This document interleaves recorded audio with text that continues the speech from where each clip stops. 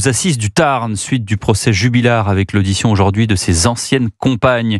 Après Séverine, ce matin, c'était au tour de Delphine cet après-midi. Cette femme a renouvelé ses accusations. Oui, Cédric m'a fait des aveux. Bonsoir Charles Huillier. Bonsoir Pierre. Vous êtes aux assises du Tarn pour Europe 1 et cette femme est formelle.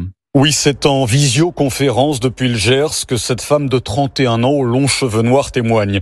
Elle rappelle avoir approché Cédric via les réseaux sociaux après qu'elle l'ait vu à la télé afin de l'aider pour ses enfants, dit-elle. Jennifer qui promet qu'à ce moment-là, jamais, au grand jamais, elle ne doute de l'innocence de Cédric. Très vite, les deux vivent un amour à distance jusqu'à la première rencontre physique presque 4 ans plus tard. Elle a lieu en détention car entre-temps, Cédric a été incarcéré. Rapidement, la relation platonique laisse place à des rapprochements charnels entre les murs de la détention. On a même parlé mariage, c'était du sérieux, assure Jennifer. Puis vient ce moment où la jeune femme évoque les supposés aveux de Cédric. Il lui aurait expliqué avoir tué Delphine, lui aurait même mimé un étranglement, lui aurait aussi dit qu'il a enterré le corps avant cette menace glaçante. Si tu me trompes, tu finiras comme Delphine.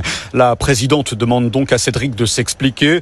Elle invente, c'est une vengeance, répond l'accusé. À l'écran, on voit Jennifer soupirer de lassitude. Cet après-midi, c'est donc un témoignage, encore un qui met à mal l'accusé. Même si la défense tempère, ce récit vient rejoindre la longue liste de ceux qui sont les enquêteurs d'un jour et les délateurs du lendemain.